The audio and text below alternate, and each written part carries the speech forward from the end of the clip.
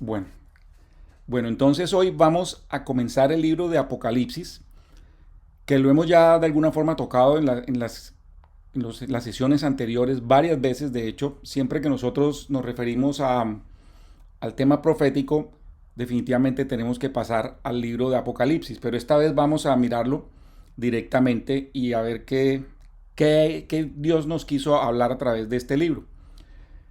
Este libro está ahí, es uno de los libros que más apasiona, como lo hablamos ahorita en la oración, y curiosamente es uno de los libros que menos se predica en las iglesias o en las congregaciones. Muchas veces se nos ha dicho que hablar de Apocalipsis es hablar del fin del mundo, y sí y no, porque es el fin de muchas cosas, pero es el principio de muchas otras cosas espectaculares. Pero el libro Apocalipsis no solamente se nos dio al final del libro de la Biblia, sino que muchas cosas del Apocalipsis se vinieron diciendo desde hace muchos siglos, muchos años. Entonces, bueno, comencemos. Hablando de este libro del Apocalipsis, lo que hace este libro, el Señor lo que hace es completar el cuadro de la profecía. Porque la profecía se fue dando a través de los siglos en diferentes libros de la Biblia. Y lo que hace el libro del Apocalipsis es definitivamente ya completarlo. Es como si estuviera un rompecabezas se estuviera armando poco a poco, en donde ha habido profecía por parte de los primeros hombres de la historia, parte de los patriarcas, pero también ha habido profecía, obviamente, de los profetas, pero también hubo profecía de los apóstoles y los evangelistas. Y finalmente, al tener el libro del Apocalipsis, que también es el libro de revelaciones, el libro en realidad son revelaciones de Jesucristo al apóstol Juan. Por eso el libro en las traducciones iniciales se ha llamado Revelaciones. Vamos a hablarle Apocalipsis para estar más, digamos, conectados con las últimas traducciones, pero esencialmente es un libro de revelaciones. Y aquí con este libro se completa el cuadro. Yo les voy a hacer como una especie de quiz, ¿sí? Yo les voy a leer, vamos a hacer esta sesión más interactiva que las demás. Vamos a hacer un quiz. Bueno, primero un paréntesis. ¿Si están viendo la pantalla? Si también que ven en su pantalla, ¿ven un cuadro rojo? Sí. No. ¿No lo ven? Sí, no. Bueno, entonces eso es mi error. Por eso menos mal que les pregunté. No. Bueno, entonces ya, menos mal. Solamente círculos y un cuadrado donde apareces tú. ¿En serio? Bueno, ya. Discúlpeme. Entonces, ¿ya lo ven? Sí, señor. Sí. Bueno, entonces, Sí. bueno, discúlpeme que eso fue mi error.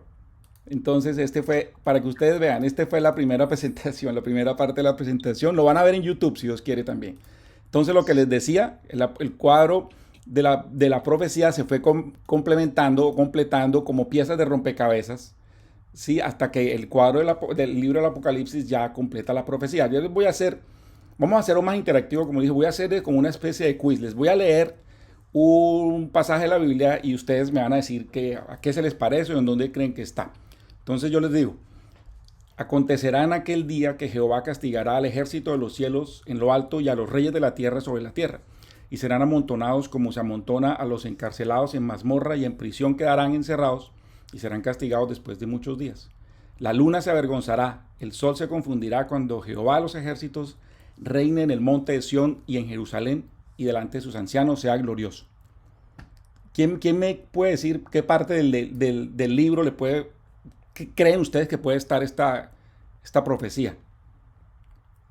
Si es que no se la saben, alguno puede que sepa exactamente dónde está. ¿Creen que está en el libro de Apocalipsis? No, yo creo que está en Ezequiel, ¿no? Bueno, no, exacto. No, perdón, Isaías. Exactamente, está en Isaías. ¿Listo? Uy. Está en Isaías, súper bien. Sí, Ahora. Enchufada. Llegué tarde, pero bien. Okay. Muy bien. Bueno, le voy a poner les voy a hacer un poco. Bravo, María Luisa. Sí, bien afilada, bien. Les voy a poner una más dura todavía. ¿Sí?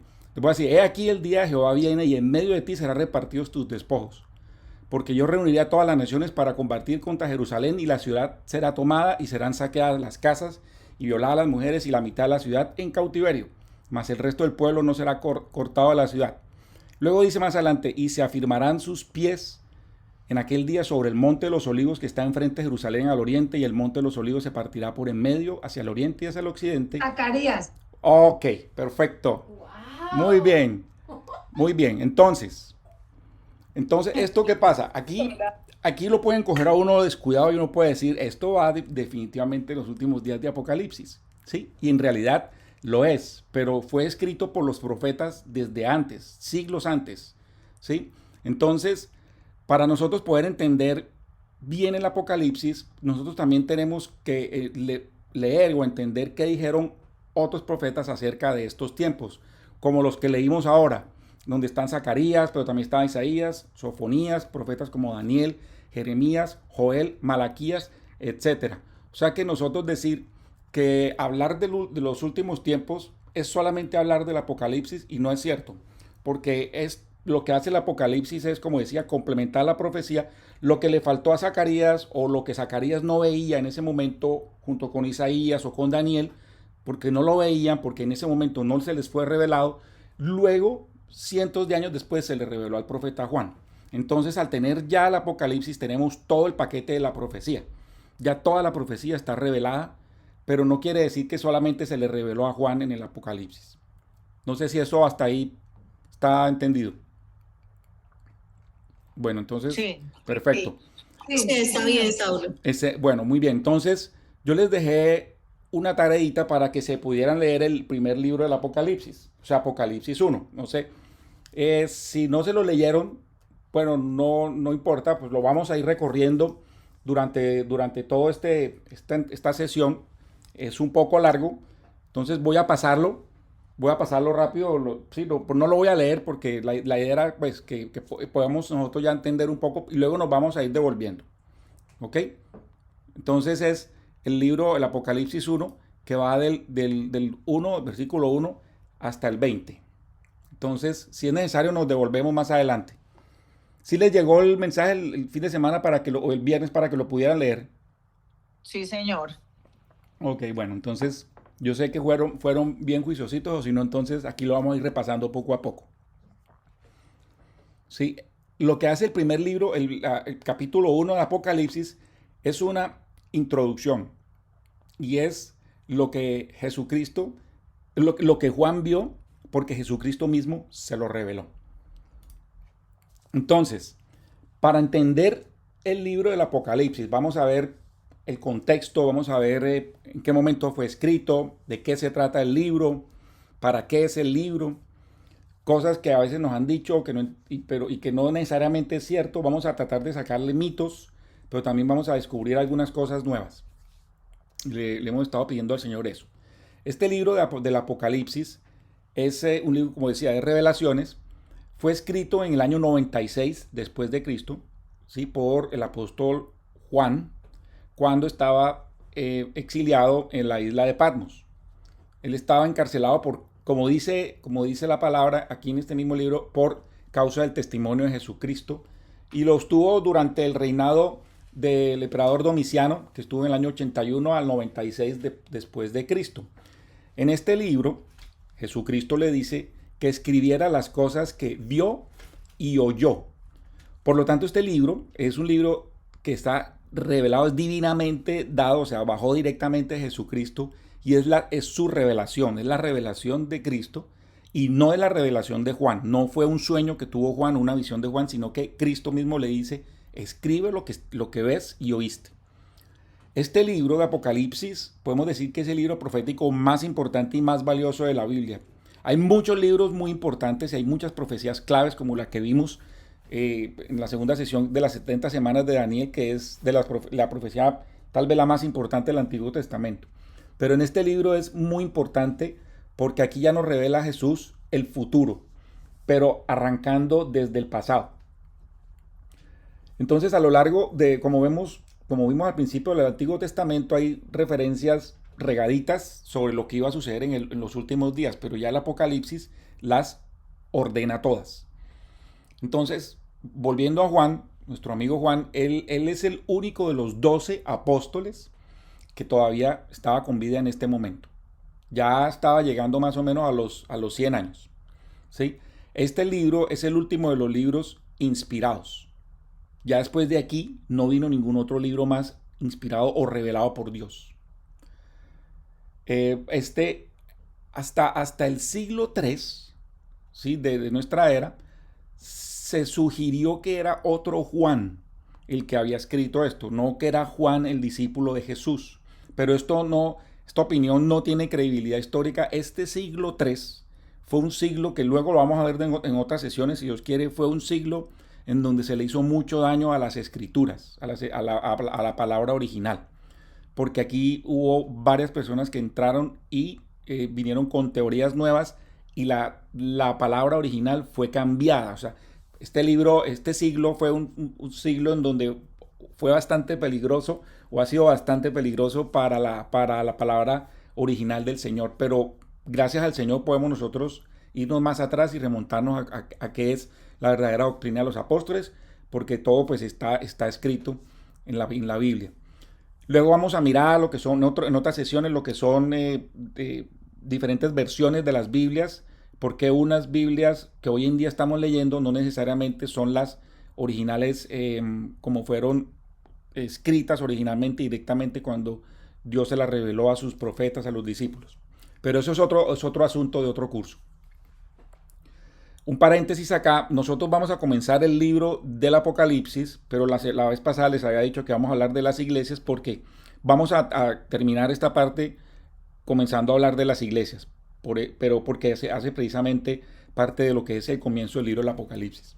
Volviendo al tema de Juan, este libro es una visión para los creyentes, para consolación de los creyentes, porque le asegura a los creyentes que va a haber un descanso, nos asegura que nosotros los que amamos a Dios vamos a tener un descanso.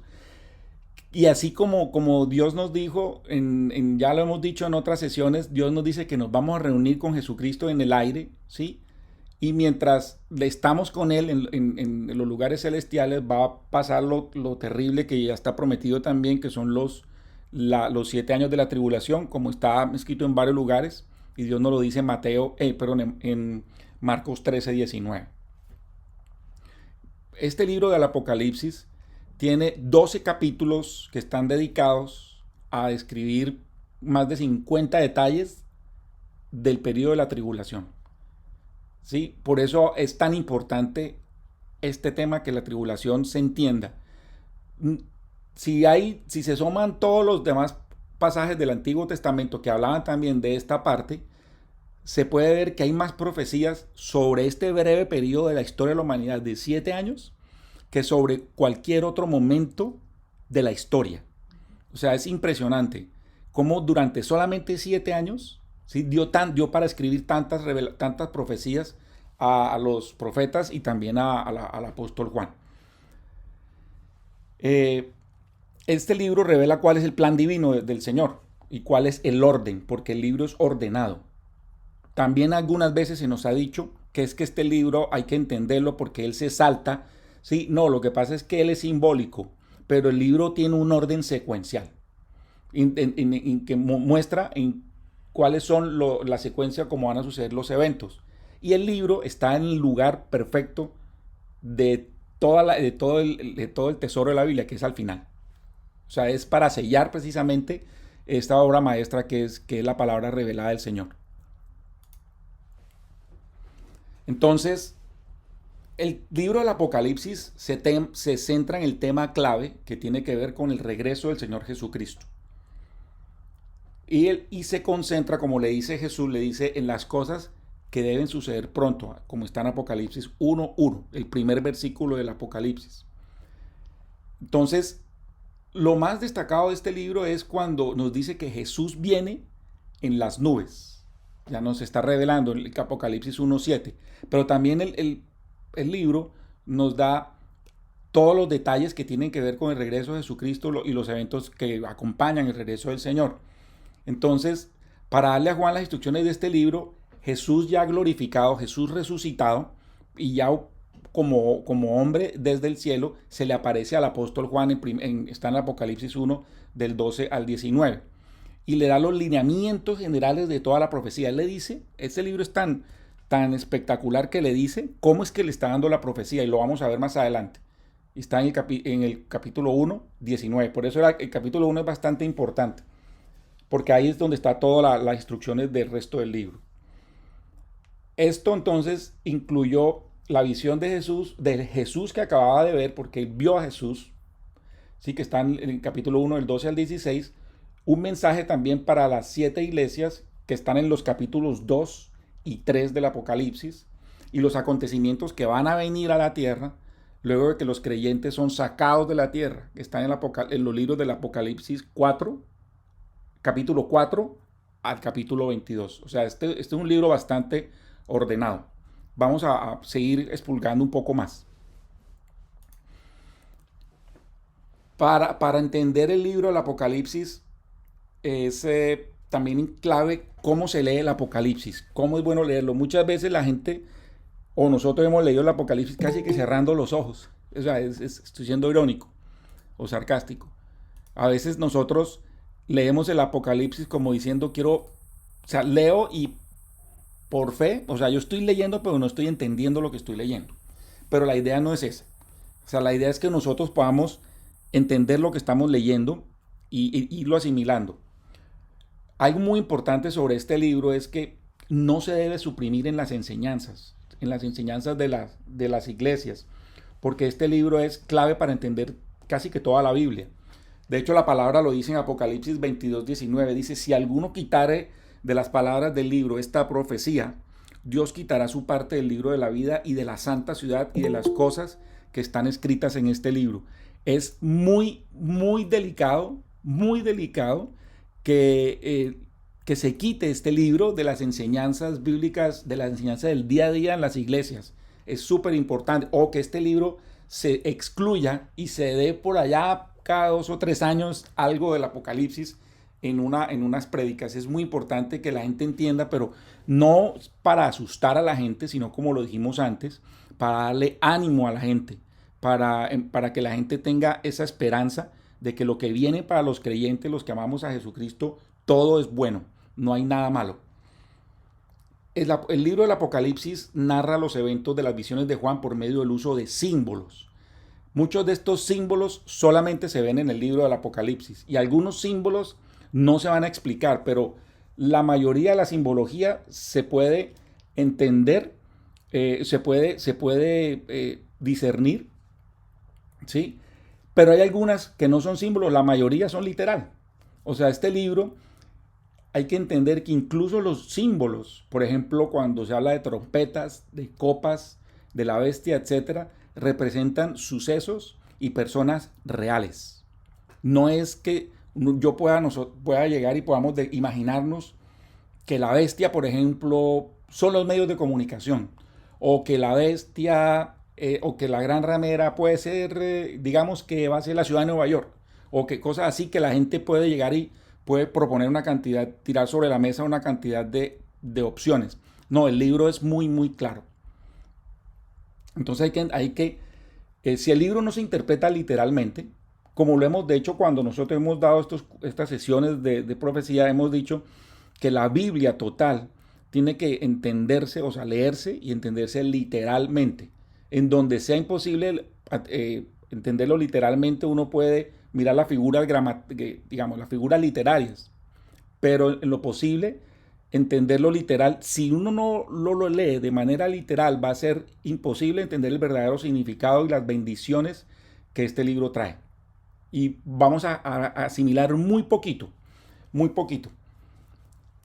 El Apocalipsis también va a revelar el regreso de Jesucristo a la tierra para establecer su reino milenial.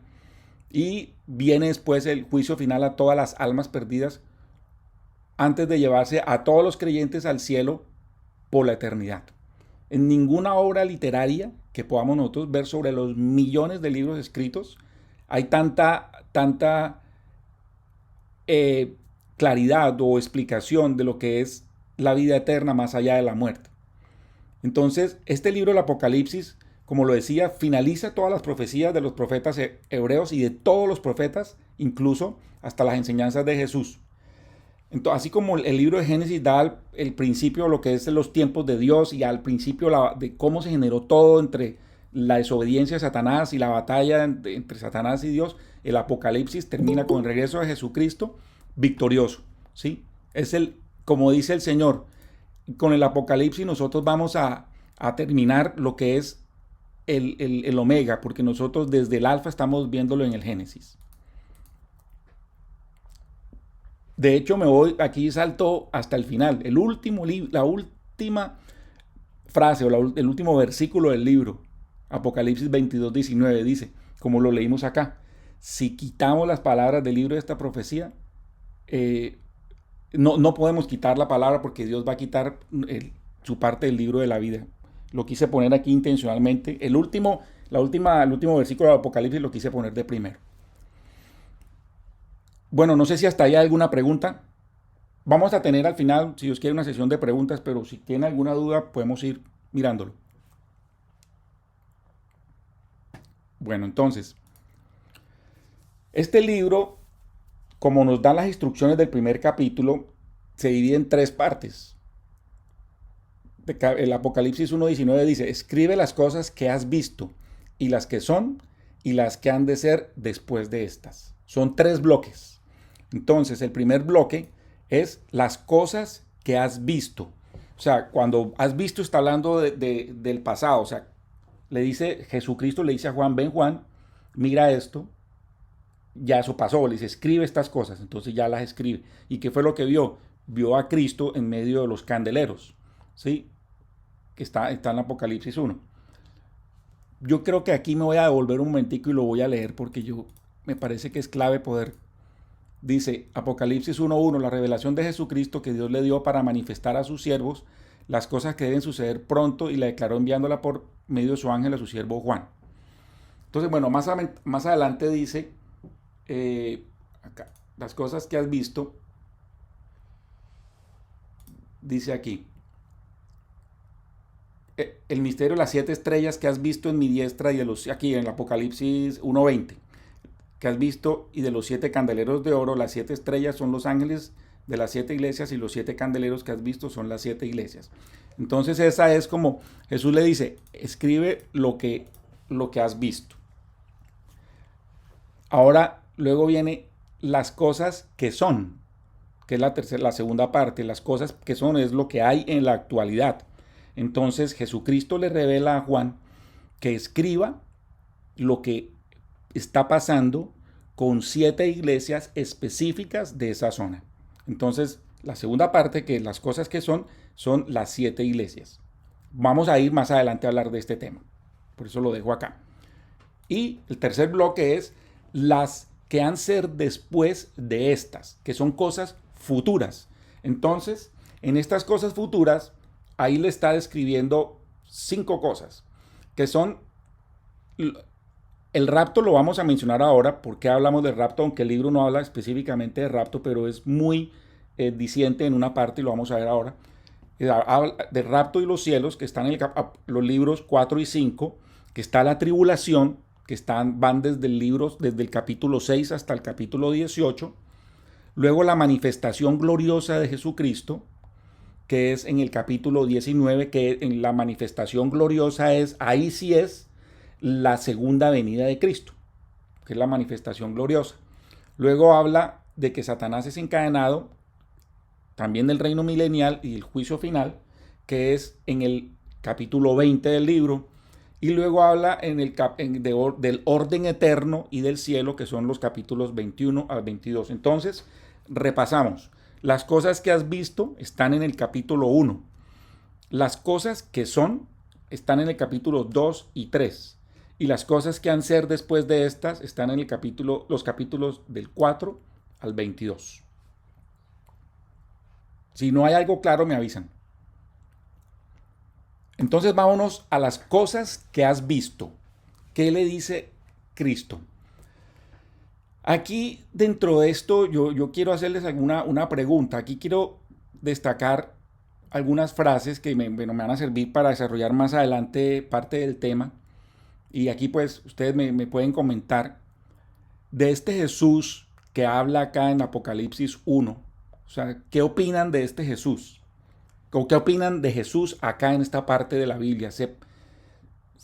¿En qué se parece o en qué se diferencia al Jesús que caminó entre nosotros? No sé si Es que alguien tiene... aquí se ve con poder, tiene con poder, con autoridad, porque dice que venía el único que pudo abrir los sellos. Exactamente. Lo describen como alguien que tiene poder y autoridad. No que antes no lo tenía, sino que aquí él despliega su poder y su autoridad. ¿Y por qué creen ustedes que tiene ese poder y esa autoridad? Porque obedeció. No. Exactamente. La Biblia dice, pero ¿Cómo cuando, dio esa autoridad y ese poder para hacerlo? ¿por qué se la dio? ¿Por qué creen ustedes que se la dio? Porque dice en Filipenses que él vino, se humilló y entonces Dios lo exaltó a lo sumo y creo que él fue obediente, ¿no? Le dieron una tarea y la cumplió. Y además es hijo de Dios, no sé. Porque él, sí, lo que ustedes están diciendo todo es cierto. Él fue el único que vino y venció. Porque él se sometió cuando él dijo en el Getsemaní, Padre, pasa de mí esta copa, no se haga tu voluntad, sino, si es tu voluntad, pasa de mí esta copa, pero no se haga mi voluntad, sino la tuya. Porque él sabía que iba a morir. Él pudo haber enviado o pedido al Señor que enviara ejércitos del cielo para liberarlo de esa prueba por la que iba a pasar. Pero la prueba por la que iba a pasar no era solamente la cruz y haber derramado toda su sangre por nosotros, que era terrible, horrible, horrible. La prueba más grande por la que iba a pasar Jesús y cuando estaba ahí orándole al Señor era porque era por primera vez en su vida él iba a recibir el desprecio del Padre, porque fue, o sea, el Padre tuvo que voltear y mirar a otro lado porque Jesús cargó todo el pecado de la humanidad en esa cruz. Primera vez que hubo una separación de esa forma tan impresionante. Jesús le decía, pasa de mí esta copa, porque iba a ser algo terrible recibir el desprecio del Padre por la cantidad de pecado que tenía Jesús. Jesús se sometió y fue el único ser humano que pudo someterse y llevar el pecado por nosotros porque él fue a la cruz y ni siquiera dijo nada, por eso se sometió como un cordero al matadero. Y el Señor le dio el poder porque fue el único que fue capaz de vencer. Y ya cuando Él le dio el poder, Él llega y resucita en cuerpo glorioso humano, resucita y va y se sienta a la derecha del Padre. Entonces, todo lo que ustedes dicen es cierto y chévere, me gusta. ¿Sí? Saulo, Señor. tal vez un versículo que pueda aportar a lo que estás diciendo. En Hebreos 5, capítulo 5, Correcto. versículo 8 y 9. Dice, y aunque era hijo, por lo que padeció, aprendió la obediencia. Así Y habiendo es. sido perfeccionado, vino a ser autor de eterna salvación para todos los que Así le es. obedecen, y fue declarado por Dios sumo sacerdote según el orden de Así Melquisedec. es. Correcto. Correcto, gracias. Exacto, obedeció. Entonces él venció, él obedeció y se sienta y se va y se sienta a la derecha del Padre. ¿Ustedes creen que el Padre estando ahí con Jesús no va y le dice a Jesús? O sea, todo esto que le está diciendo Jesús a Juan fue porque el Padre se lo reveló. O sea, el Padre se lo dijo estando allá. ¿Ustedes creen que el Padre recibe a su Hijo, lo abraza, lo ama, se reúnen otra vez? Le reveló esto y le reveló mucho más. O sea, es impresionante. Ya el Padre y Jesús son uno solo. Total que Jesús ya sabía todo. En ese momento Jesús ya sabía muchas cosas que él no sabía cuando estaba aquí en la tierra. ¿Sí? Entonces, cierro paréntesis. Acá Jesús le revela a Juan lo que va a venir también y le va a decir así, por tiempos. Esto va a durar 3 años y medio, luego 3 años y medio más acá para cumplir 7 años, luego regresa con la esposa, etc. Jesús le dijo todo. O sea que Jesús ya conoce todo lo que no conocía acá. O sea, aquí, digamos, mi punto va a que cuando a él le preguntan, Señor Jesús, ¿cuándo se va a cumplir todo esto? Le preguntan los discípulos cuando le estaba hablando en Mateo 24 del fin de los tiempos. Él le dice, esto a mí no me corresponde, sino a mi Padre que está en el cielo, y tiene toda la razón. ¿Sí? Pero creo que ya después de que Jesús está y se sienta con el Padre en el cielo y le revela todo esto, Jesús ya tiene toda la película clara. Entonces, Jesús lo que hace es revelársela a Juan y nos la revela a nosotros, la humanidad. No nos la revela tan clara que no tenemos que hacer nada, sino que nosotros tenemos que seguir escudriñando y leyendo las Escrituras. Bueno, muchas gracias por sus aportes. Entonces, bueno, acá viendo a Cristo resucitado, él le está diciendo bueno, aquí dice, cuando dice que la tribulación cuando habla Juan, la tribulación que le dice en 1 Corintios 4, 1 Corintios 4:17, pues dice, porque esta leve tribulación, que no es sino por un momento, ahora por nosotros, un peso de gloria inconmensurablemente grande y eterno. Cuando Juan habla de esta tribulación, a veces nosotros pensamos que es que como ya se habló de tribulación antes, entonces tribulación ya pasó. Juan no habla de tribulación. Aquí me devuelvo un poco porque lo que viene ahorita, lo que viene le va a revelar Jesucristo a Juan es una cantidad de cosas que van a pasar con las iglesias antes de la tribulación. Pero la tribulación es un evento todavía que va a venir más adelante.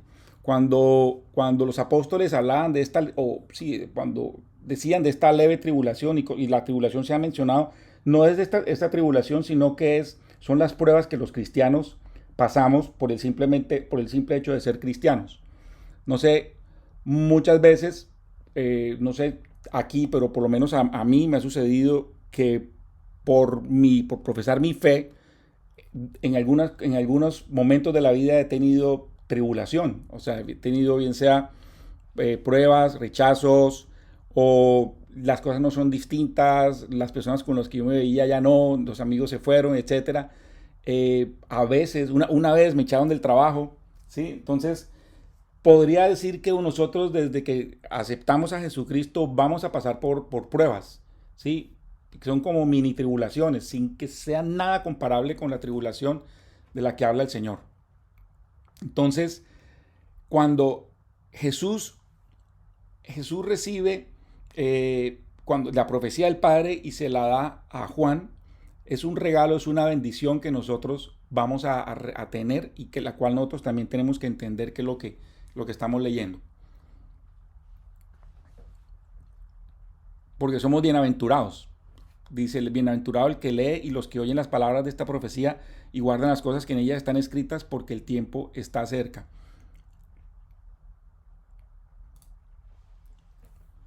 Entonces, ¿qué es lo que vio Juan? ¿Qué vio Juan en ese momento? Cuando Jesús le dice las cosas que viste. Entonces, él vio unos candeleros. Nosotros cuando estamos hablando de candeleros, nos podemos imaginar algo así. ¿Sí ven uno en la pantalla? ¿Sí alcanzan a ver un candelabro? Sí. Sí. Ok, nosotros, bueno, podemos imaginar un menorá así, que es un candelero de 7 brazos para poner 7 velas. ¿Sí? Bueno, lo dejo ahí un momento porque vamos a volver a esto más adelante. Cuando Juan recibió esto, en la revelación oyó una voz que le dice, una voz como de trompeta.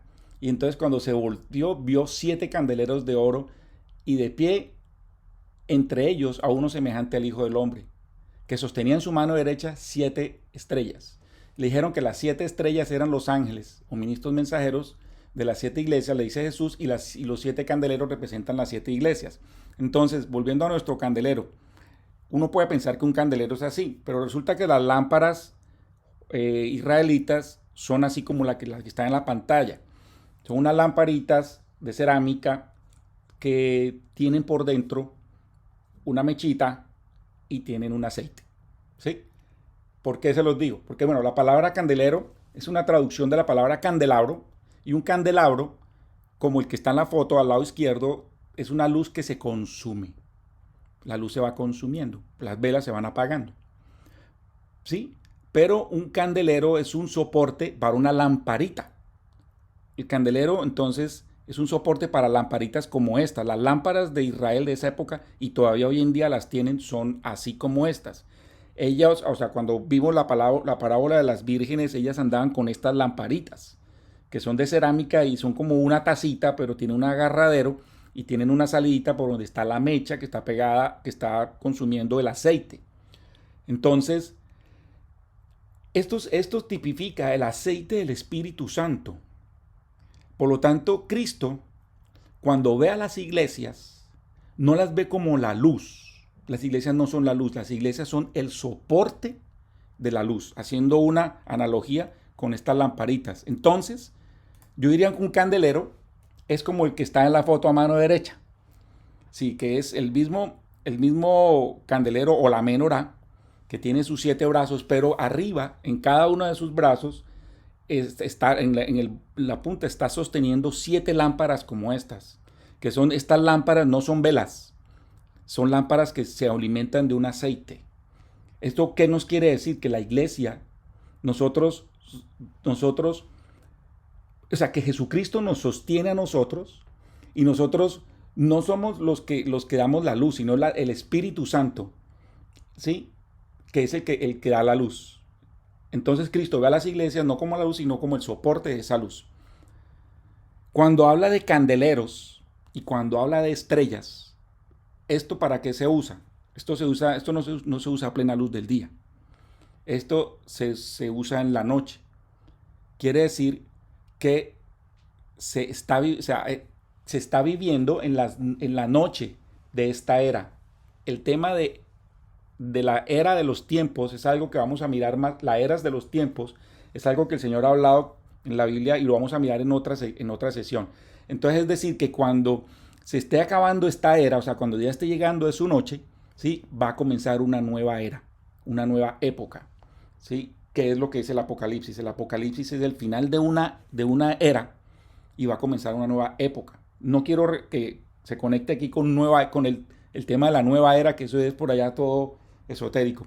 Simplemente Dios ha dividido la tierra en eras o en etapas, que lo vamos a ver ya en otra sesión.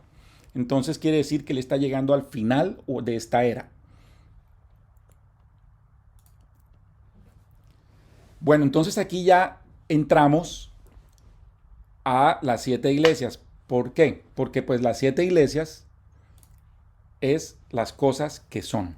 Entonces ya vimos las cosas que eran, que es el primer bloque, que es a Jesucristo en medio de los 7 candeleros y sosteniendo las 7 estrellas, que son los 7 ángeles, uno de cada iglesia. Entonces ahora las cosas que son. Las cosas que son es lo que él vio de las 7 iglesias que están en Asia. Asia no es todo el continente asiático, ni siquiera todo el continente, toda la parte de Asia Menor. Es solamente un pedacito, es el extremo occidental del Asia Menor. Si aquí lo pueden ustedes ver en el mapa, para que se imaginen un poco. A mano izquierda no está acá, pero a mano izquierda está todo lo que es Italia, y a este lado está la puntica de Asia, que es el Asia Menor. Allá habían muchas más iglesias, habían otras iglesias. Estaban en esa zona, habían otras iglesias en Asia, como Galacia, Filipos y Antioquía. Pero en este mismo distrito en donde estaban estas 7 iglesias, también habían otras iglesias que no estaban metidas en esta lista, como la de Colosas, que donde sale la carta a los colosenses, otra iglesia, o sea, Colosenses 1 y 2, la iglesia de Hierápolis, que está en Colosenses 4:13, la iglesia de Troas, que está en Hechos 20 del 6 al 7, o sea, en esta zona donde están estas iglesias, habían otras iglesias, pero no fueron parte de estas 7 iglesias. Entonces, ¿por qué 7 iglesias? ¿Por qué estas 7 iglesias? Pues Jesús las escogió porque estas iglesias son típicas, o sea, estas iglesias tienen la tipología de algo que él quería revelarle a Juan y que quedara escrito en este libro. Entonces eran elegidas por ciertas características típicas de la iglesia de Cristo del final de este primer siglo, que es donde vivió Juan. Desde ahí hasta el tiempo en que Jesucristo regrese a la tierra por su iglesia. ¿Sí? Entonces él escogió 7 iglesias que ahí iban a ser tipo de los períodos de la iglesia durante la historia de la iglesia. Yo sé que esta enseñanza no me la estoy inventando yo, la estoy leyendo, la estoy comprendiendo, también estoy investigando, pero para mí es la que más sentido tiene de muchas cosas.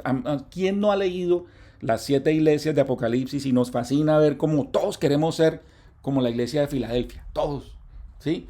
Y entonces por las otras iglesias no, porque son las desobedientes, lo que sea. ¿Quién no quiere ser como la iglesia de Filadelfia? Pero resulta que es bueno tener esas interpretaciones y es bueno uno verlo porque de alguna forma nos ha servido en la vida y nos sirve, pero también el Señor tenía un plan original que era a través de estas iglesias, ¿sí? Él iba, lo que dije ahorita, a tipificar lo que es la iglesia durante todo el tiempo, desde Pentecostés hasta que Él regrese por su iglesia nuevamente. Entonces, vamos a verlo más adelante de estas 7 iglesias. ¿Cuál es el propósito de estos mensajes a estas iglesias? Tiene 2 propósitos de los mensajes a estas iglesias, 7 iglesias. Hay 2 temas que Jesús en todo momento lo dice cuando está hablando de los mensajes a las iglesias. Uno es de advertencia, pero el otro es de aliento. El de advertencia es para las personas de la iglesia que solo tienen con Él una relación superficial. Esto va a todas las iglesias. Cristo prometió regresar y juzgarlos a causa de una manifestación hueca de la fe. Entonces, Anabel, tú tienes Apocalipsis 2:5, ¿cierto? Sí, ¿Cómo dice? ya. Dice, recuerda de dónde has caído. Arrepiéntete y vuelve a practicar las obras que hacías al principio. Si no te arrepientes, iré y quitaré de su lugar tu candelabro. Ok, ¿y el 3:11 qué dice? Ya, déjame. Y luego el 16. 3:11 y el 16. El 3:11 dice, vengo pronto, aférrate a lo que tienes para que nadie te quite la corona. Y el 16, ¿cierto? Correcto. Por tanto, como no eres ni frío ni caliente, sino tibio, estoy por vomitarte de mi boca. Ok, ¿y en Apocalipsis 3:10 lo tienes a la mano? Sí. Ya que has guardado mi mandato de ser constante, yo por mi parte te guardaré de la hora de tentación que vendrá sobre el mundo entero para poner a prueba a los que viven en la tierra. Correcto. Entonces, el Señor aquí nos está, gracias Anabel, nos está advirtiendo. Para ellos o sea, para aquellas personas que tienen una relación superficial o hueca con el Señor, es inminente la hora de la prueba. Es una prueba que no, sin precedentes en la historia. Pero también tiene las palabras de aliento, que son para los fieles, todos los de este curso de profecía, que se mantienen firmes, no importa que hayamos pasado por tribulación, o sea, de estas a las que me refiero, yo creo que le llamaría tribulación tipo A. Sí, sí, lo que, tú eres cristiano, tú eres cristiana, te volviste aleluya, te lavaron el cerebro, o simplemente decir no hay trabajo para usted, o lo que sea, usted no tiene cabida aquí, ¿sí? O cosas así, que uno mismo como cristiano, uno dice, yo me tengo que refrenar y que abstener de esto, porque yo sé que esta no es la voluntad de mi Padre. Entonces, esa advertencia, es aliento para los fieles que nos mantenemos firmes en la fe a Él. ¿Sí? Entonces es a ellos, es a nosotros, a los que Jesús prometió con su regreso inminente librarnos de la adversidad. José, tú tienes, bueno, yo ahorita te aviso, Apocalipsis 2:25, ¿sí? Para librarnos, o sea, José, tú tienes Apocalipsis 2:7. Apocalipsis 2:7. Sí. Y dice así, el que tiene oído, oiga lo que el Espíritu dice a las iglesias. Al que venciere, le daré a comer del árbol de la vida, el cual está en medio del paraíso de Dios. Correcto. ¿Y el 2:10? 2:10. No temas en nada lo que vas a padecer. He aquí el diablo echará a algunos de vosotros en la cárcel para que seáis probados y tendréis tribulación por 10 días. Sé fiel hasta la muerte y yo te daré la corona de la vida. Perfecto. ¿Y el 2:17? 17. El que tiene oído, oiga lo que el Espíritu dice a las iglesias. Al que venciere, daré a comer del maná escondido y le daré una piedrecita blanca, y en la piedrecita está escrito un nombre nuevo, el cual ninguno conoce sino aquel que lo recibe. Perfecto. Y en el 2:26 al 28 dice, gracias José, dice, al que venciere y guardare mis obras hasta el fin, yo le daré autoridad sobre las naciones, y la regirá con vara de hierro y serán quebradas como vaso de alfarero, como yo también la he recibido de mi Padre. y le daré la estrella de la mañana. El que tiene oído, oiga lo que el Espíritu dice a las iglesias. Y así muchas más palabras de aliento que el Señor le da a las iglesias que venzan. Todas estas iglesias recibían bien sea una palabra de advertencia, de aliento o ambas. En el Apocalipsis 3:5, el que venciere será vestido de vestiduras blancas y no borraré su nombre del libro de la vida y confesaré su nombre delante de mi Padre y delante de sus ángeles. Entonces son palabras de aliento.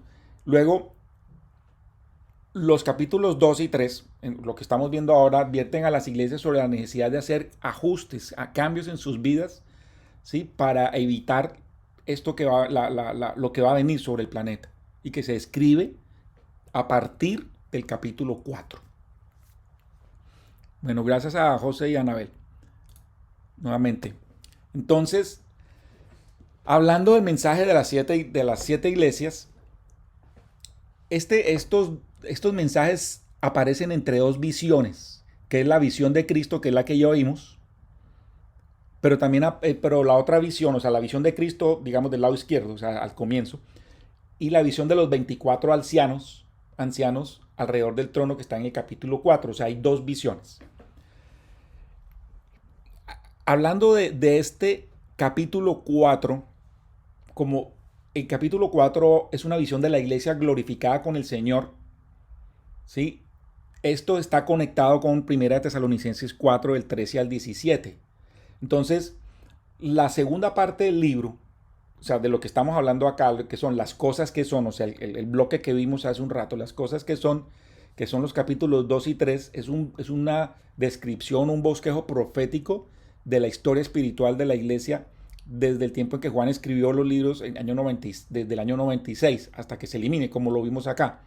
Pero luego no hay ninguna otra visión profética de la iglesia durante todo este periodo. No se habla más de la iglesia. La palabra iglesia desaparece a partir del capítulo 3. O sea, los capítulos 2 y 3 son los que hablan de la iglesia. No se vuelve a mencionar la palabra iglesia hasta que vuelve otra vez con su Señor en el capítulo 19. Luego, entonces, cuando termina el capítulo 3, cuando ya da el mensaje a la última iglesia, el Señor le dice a Juan, sube acá. ¿Sí? Cuando comienza el capítulo 4. Entonces, en el capítulo o sea, el borde entre el capítulo 3 y el capítulo 4 es cuando sale el rapto de la iglesia. Cuando la iglesia no sale. De hecho, en el capítulo 4, cuando Juan le dice, capítulo 4:1, sube acá. Entonces, porque dice, después de esto miré y aquí una puerta abierta en el cielo, y la primera voz que oí como de trompeta, hablando conmigo, dijo, sube acá y yo te mostraré las cosas que sucederán después de esta. Esta es una tipología de lo que es el rapto, sacar a Juan de la tierra y llevarlo hasta el cielo, a los lugares celestiales con voz de trompeta. Aquí Jesús nos las pone un poquito más difícil, como diciendo, jóvenes, lean bien esto y también lean 1 Tesalonicenses 4, del 13 al 17, y que la iglesia no vuelve a mencionarse más sino hasta el capítulo 19. Entonces, por esto más otras cosas que hemos venido hablando, nos indican que al desaparecer la iglesia y no aparecer en ningún otro lado de todos estos, del 4 al 19, estos 15 capítulos, la iglesia no aparece por ningún lado, la iglesia no está. Por eso es que no se menciona. Vamos a ver poco a poco que esta es la parte clave, es una parte clave y es esencial, es importante que nosotros la tengamos clara, la entendamos. Luego, vamos a hablar acá del periodo de las iglesias. No sé si entienden esta gráfica. No espero que la entiendan. ¿Sí? Esta información que estamos viendo acá la escribe muy bien en un libro que escribió Clarence Larkin en 1918, hace más de 100 años. ¿Sí? Que el libro se llama Dispensational Truth, Plan de Dios y Propósito de las Edades. Lo traduzco esa parte. Y hay un capítulo muy, muy especial que habla de mensajes a las 7 iglesias comparado con la historia de la iglesia. Es muy, muy interesante el trabajo que hizo Clarence Larkin. Él es un dispensacionalista ¿sí? De los más espectaculares que hay en cuanto a la tiene totalmente clara. Y aquí lo que él hizo fue recopilar toda la historia de la iglesia desde el comienzo hasta el momento en el que él estaba viendo, que era principios del siglo XX, ¿sí? Él escribió este libro en 1918. Como yo no espero que ustedes entiendan esto, entonces lo que hice fue esto. Creo que es un poco más entendible, ¿sí? Entonces de aquí extracté algunas cosas para lo que nos concierne a nosotros, los cristianos, pero también me devuelvo un poco. Acá lo que se hace es, con base en la historia de la iglesia como tal, ¿sí? Porque la historia se conoce, lo que ha pasado, entonces podemos nosotros hacer un match, como se dice, o sea, podemos ver dónde encajan los periodos de la historia de la iglesia de acuerdo a la revelación de Jesucristo a Juan, a las 7 iglesias, que sería acá, ¿sí? Entonces, este sigue siendo un poquito enredado, pero si lo vamos a desglosar y lo vamos a ver, a entender. Desde el momento que comienza al lado izquierdo, cuando está la cruz de Jesús. ¿Qué pasó en este tiempo? Cuando recibió Juan esta revelación, ya el templo de Jerusalén ya había sido destruido y la ciudad también. Los judíos ya habían sido dispersados, hace 26 años habían salido de Israel. Y estaban estas iglesias dispersadas por toda Asia. Este mensaje a las 7 iglesias, cuando escribió, no era muy claro o fue escondido, mejor dicho, para la iglesia primitiva, o sea, para la iglesia naciente, porque en la historia todavía no se había desarrollado. Ellos simplemente se acordaban o sabían de esas 7 iglesias que estaban en el Asia Menor, pero la historia todavía no se había desarrollado. El privilegio que nosotros tenemos parados hoy en día donde estamos es que ya conocemos la historia de la iglesia, ¿sí? Entonces podemos hacer una comparación y ver cómo encajan las iglesias acá. Entonces, reitero que las 7 iglesias representan 7 periodos de la iglesia hasta que Cristo regrese, que es el norte o el enfoque que nosotros tenemos siempre que tener.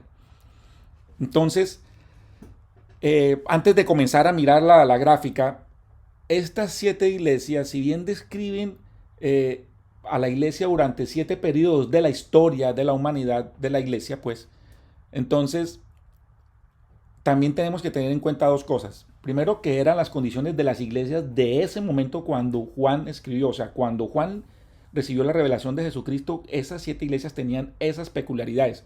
Hoy vamos a ver solamente la primera iglesia y luego vamos a avanzar en las otras sesiones. Entonces, eso es lo primero. Y lo otro es que, aunque la iglesia se dé en este orden, así como está, ¿sí? Es aplicado a cada periodo de la historia, no quiere decir que esa característica de esa iglesia desaparezca en ese periodo y ya el otro periodo comience con algo de ceros, con una característica diferente. No, se ha venido también trasladando o acumulando al siguiente periodo de la iglesia, y así de periodo en periodo hasta lo que tenemos hoy en día, que es nuestra iglesia hoy en día, que es la iglesia visible. Y lo que va a hacer esto, como lo vemos ya en la gráfica al final, pues me salto al final, pero lo vamos a ver ahora en detalle, es que se va a llegar a lo que es una apostasía abierta y total. Entonces, pero de todas maneras, es importante también ver cada iglesia cómo era. Entonces, aquí vamos a hablar de las 7 sí, en términos generales, pero hoy nos vamos a concentrar al final solamente en una. Por ejemplo, desde Pentecostés, cuando comenzó, desde más o menos el año 70 después de Cristo, que fue el momento de la destrucción del templo.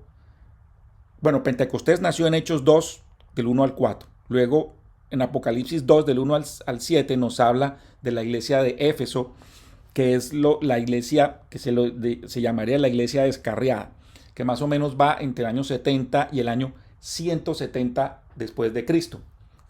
¿Sí? Que lo que se puede decir que ahí es donde se tipifica la iglesia de Éfeso. Luego la iglesia perseguida ¿sí? Que es de la iglesia de Esmirna del año 170 al año 312 después de Cristo. Este periodo del año 30 al año 312 es lo que son los periodos apostólicos, la primera y la segunda parte, hasta que llegó Constantino en el año 300, ¿sí? 310, 312. De ahí en adelante, hasta el año 606, se tipifica la iglesia de Pérgamo, ¿sí? Que es la iglesia licenciosa, que Apocalipsis 2, del 12 al 17. Luego el año 606 al año 1520, que es un gap bastante amplio, ¿sí? Es donde está la iglesia laxa, Apocalipsis 2 del 18 al 20, que sería el periodo de la iglesia de Tiatira, que es la historia medieval.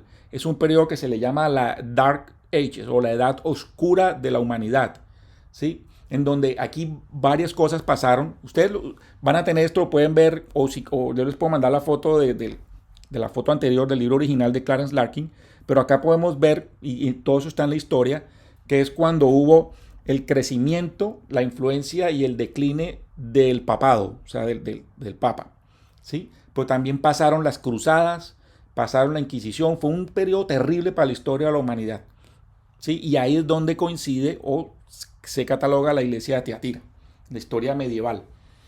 Luego viene del año 1520 después de Cristo al año 1750, que es la iglesia muerta, que es la iglesia de Sardis, ¿sí? Luego viene del año 1750 al año 1900 más o menos, que es el periodo de la iglesia de Filadelfia, ¿sí? Que es la iglesia favorecida, Apocalipsis 3 del 7 al 13. Y finalmente de 1900, precisamente la época en que Clarence Larkin está escribiendo el libro, comienza la última iglesia, la última parte de la iglesia, que sería la iglesia de la Odisea, que es la iglesia tibia, que está en Apocalipsis 3 del 14 al 22. Aquí ocurrieron varias cosas. No me voy a detener mucho, pero investigando encuentro que ahí hubo o sea, en el Apocalipsis, en el periodo de Sardis, que arranca en 1520 hasta la reforma de la iglesia, cuando la iglesia protestó, hasta el Tratado de Paz de Westfalia. Es muy interesante, se los puedo dar, les puedo mandar el chat después para que lo puedan estudiar, pero acá es donde se desarrollaron todo lo que son las iglesias bautistas, calvinistas, presbiterianas y luteranas. Y en ese Tratado de Westfalia hubo un gran acuerdo en Europa, en donde estaban todos los países en guerra y España era uno de los que más estaba liderando la batalla, pero todos llegaron a un acuerdo y ese acuerdo ayudó a que las iglesias también pudieran tener un tipo de auge nuevo, que es precisamente más o menos en donde puede uno decir que arranca el periodo de la iglesia de Filadelfia, pero eso duró solamente un tiempo, ¿sí? Un siglo y medio. No un siglo y medio, pero sí duró más o menos desde 1750 hasta 1900 ese auge desde la iglesia favorecida y hasta que ya comienza lo que es la iglesia de comienzos del siglo XX. Y al final de este periodo de la iglesia en donde nos encontramos, que sería la Odisea, es cuando la iglesia es sacada del planeta para encontrarse con Jesucristo en las nubes, como dice 1 Tesalonicenses 4, el 17.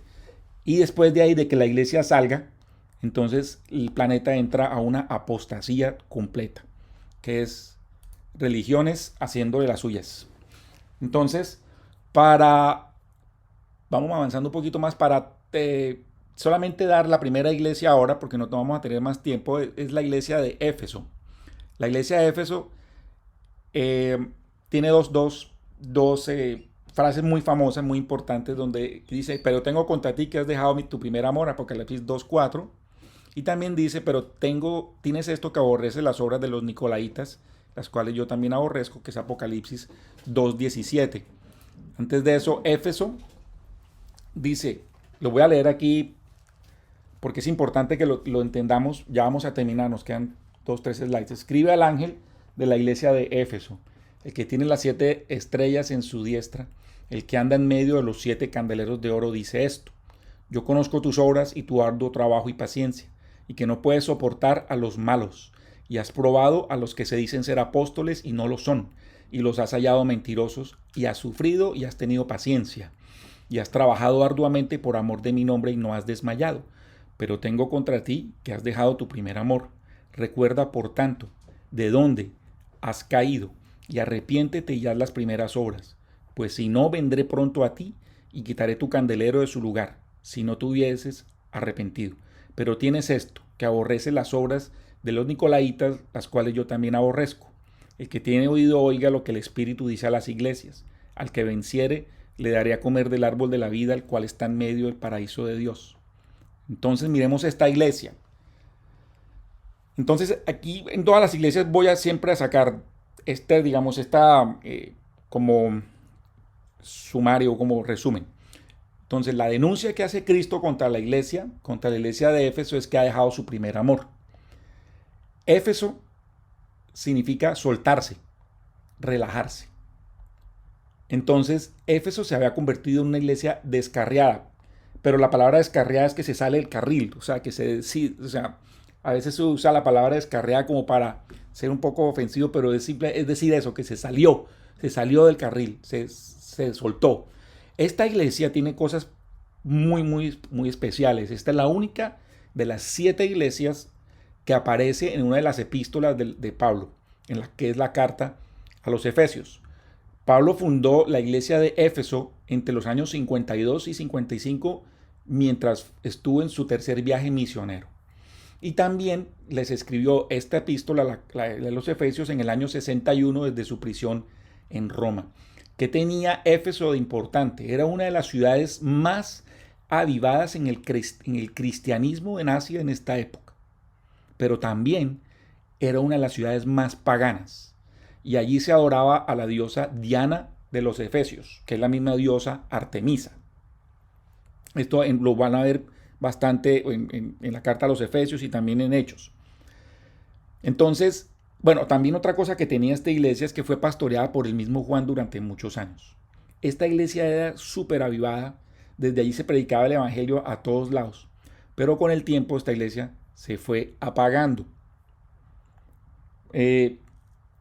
Pablo les advirtió en su mensaje de despedida, cuando está en Hechos, ¿sí? Les advirtió. Esto fue una de las despedidas más emotivas que hay en la Biblia. Si ustedes la vean, lágrimas, llantos, es impresionante. Les advirtió lo que iba a pasar. Ya Pablo se iba y sabía que iba a terminar en Roma encarcelado, porque Pablo les advirtió sobre la apostasía que iba a llegar a la iglesia de Éfeso. En Hechos 20, del 29 al 30 dice: porque yo sé que después de mi partida entrarán en medio de vosotros lobos rapaces que no perdonarán al rebaño, y de vosotros mismos se levantarán hombres que hablen cosas perversas para arrastrar tras sí a los discípulos.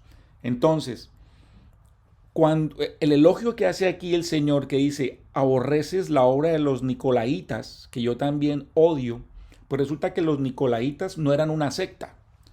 Los nicolaítas estaban metidos dentro de la misma iglesia. Era una parte de la iglesia que quería establecer un orden sacerdotal dentro de la iglesia. Tal vez querían modelar la iglesia, o sea, el orden sacerdotal del Antiguo Testamento, en donde estaba una separación entre los levitas y la gente común. De hecho, la palabra nicolaita se divide etimológicamente en dos: nico, que significa conquistar o derrocar, y laos, que significa el pueblo o los laicos, ¿sí? O sea, unos sobre los otros. Entonces el objetivo era establecer un sagrado orden de hombres, ¿sí? Como los sagrados, colocarlos sobre los laicos. Pero esto no era el plan del Nuevo Testamento, no era el plan de Dios. O sea, no querían llamarlos pastores, sino que querían llamarlos, mucha atención a esto, clero, obispos, arzobispos, cardenales, papas. No sé a qué se les parece esto. Pero aquí está el origen del dogma de lo que es la sucesión apostólica, o sea, lo que se acaban los apóstoles y vienen los otros rangos o cargos en la iglesia. Entonces es la separación del clero y de los laicos, y como dice Jesús, yo también odio esto. O sea, Jesús odia algunas cosas y esta es una de las cosas que él odia. Aquí hago un paréntesis, Dios es amor. No todo, sí, uno puede decir Dios no odia, pero Dios odia. Odia las cosas de este estilo. Dios odia todo lo que es el pecado. Lo bueno de esta iglesia, el acierto de ellos, es que la iglesia no fue engañada, porque como lo leímos ahorita, ellos reconocieron a que los que eran falsos apóstoles y mentirosos. Entonces, es importante que aunque ellos estaban en una iglesia en donde se estaba dando estas cosas, en donde había gente que iban a meter doctrina que no era la doctrina de los apóstoles, eran falsos apóstoles, miembros de esa iglesia o esa misma iglesia reconoció que esto era falso y que la cosa no era por ahí. Dios no quería que se fueran por ahí. Muy importante tenerlo en cuenta. Esta iglesia de Éfeso, como les dije, se aplica entre el año 70 y el año 170 después de Cristo. Bueno, hasta aquí llega este tema, que es como la introducción al libro de Apocalipsis y la introducción a las iglesias, ¿sí? Quiero despedirme o dándole las gracias con dos regalos de la palabra que dice 2 Timoteo 4:8, que lo vimos la sesión pasada. Por lo demás me está guardada la corona de justicia, la cual me dará el Señor juez justo en aquel día, y no solo a mí, sino también a todos los que aman su venida, como todos los de este grupo. Nuevamente, bienaventurado el que lee y los que oyen las palabras de esta profecía y guardan las cosas escritas, porque el tiempo está cerca. Bueno, hasta ahí esta primera parte. Si tienen algunas preguntas, algunas dudas, quieren comentar algo, por favor, siéntanse en toda la libertad. Hola, buenas noches a todos.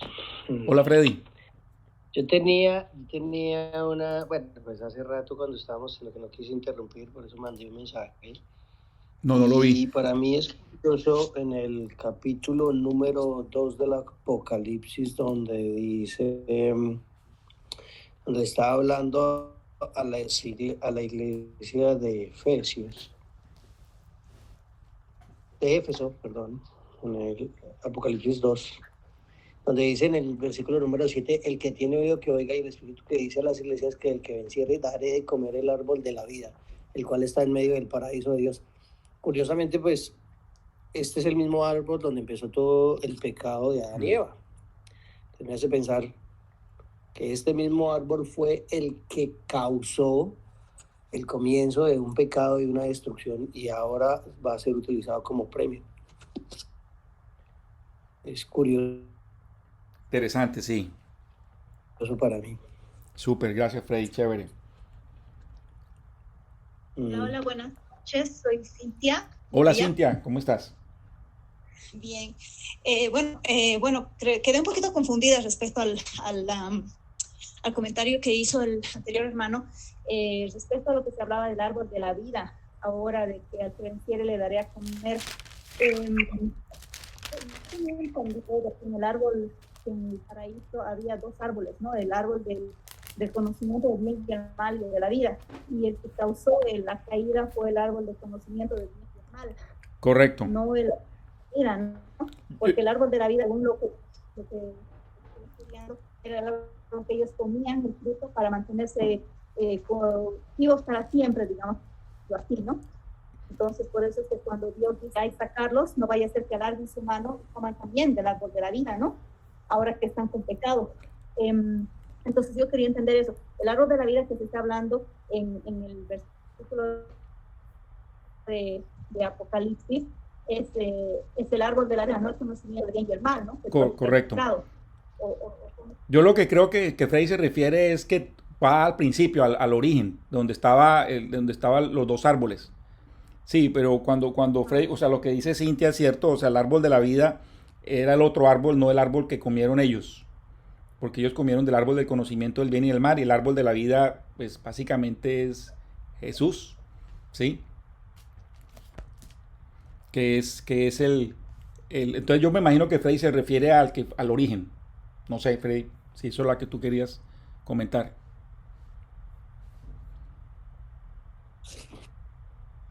Perdón, sí, precisamente eso era lo que quería comentar. Ok, gracias Cintia también por el aporte.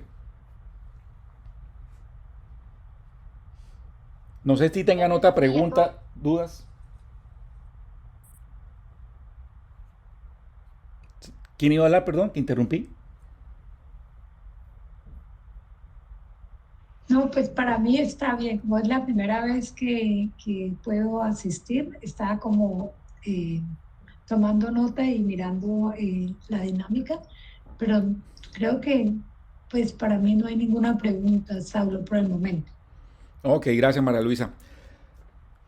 Pero me parece súper el material y muy chévere entender los tiempos y de dónde venimos y para dónde vamos. Sí, esa es, lo que vimos ahora es un bosquejo así, pero súper, súper rápido de Apocalipsis, súper rápido. La verdad que para este tema yo, o sea, soy consciente de que necesitaría mucho más tiempo, pero la idea es que rápidamente ustedes puedan también como eh, comenzar a recibir de esto y sí, irse como llenando esta información, pero aquí quedaría mucha tarea. Ustedes van a tener este video, lo pueden ver, pueden pues, revisar las cosas que se dijeron, también van a recibir el material y todo, pues para que cada uno en su casa, juiciositos, vayan mirando y profundizando. Pero bueno, si no tienen nada más que comentar, quiero darle las gracias por su tiempo nuevamente y bueno, cerremos con una oración si les parece. Sí, gracias, Saulo. Bueno, gracias Anabel. Bueno, gracias. Bueno, Señor, te queremos dar gracias por este tiempo. Gracias Dios por eh, lo que tú nos dijiste hoy. Gracias Señor porque hay muchas cosas que tú ya nos has comentado, pero y hay tal vez las ocupaciones del día a día y todo lo que nosotros tenemos que hacer no nos ha dejado para tiempo para poder profundizar. Pero gracias Señor por este espacio que podemos tener cada semana para poder ver otras cosas nuevas, distintas o lo mismo que tú nos has hablado, pero tal vez de otra forma, siempre poniéndolo todo, iluminándolo todo a la luz de tu palabra, porque no podemos, Señor, decir o hacer algo que sea contrario a tu palabra. Gracias Dios por este tiempo, te entregamos Señor esta semana y oramos Dios para que todo lo que tú comenzaste hoy, lo que tú hiciste hoy, esté haciendo huella en nuestras vidas durante, no solamente hoy, sino en cada momento. Gracias por el libro del Apocalipsis, gracias Señor por toda la visión y por todas las bendiciones que tú tienes para nosotros cuando leemos, estudiamos y entendemos este libro. Ayúdanos Señor que lo que no entendamos, tu Espíritu Santo me lo revele. Y gracias Dios porque aquí hay personas que tenemos corazón enseñable y que estamos dispuestos, Señor, a dejarnos que tú seas quien nos enseñe. En el nombre de Jesús te entregamos este día y bendigo a cada una de las personas que asistió a este curso y las que no pudieron asistir, a sus familias, en el nombre poderoso de Jesús. Amén y amén.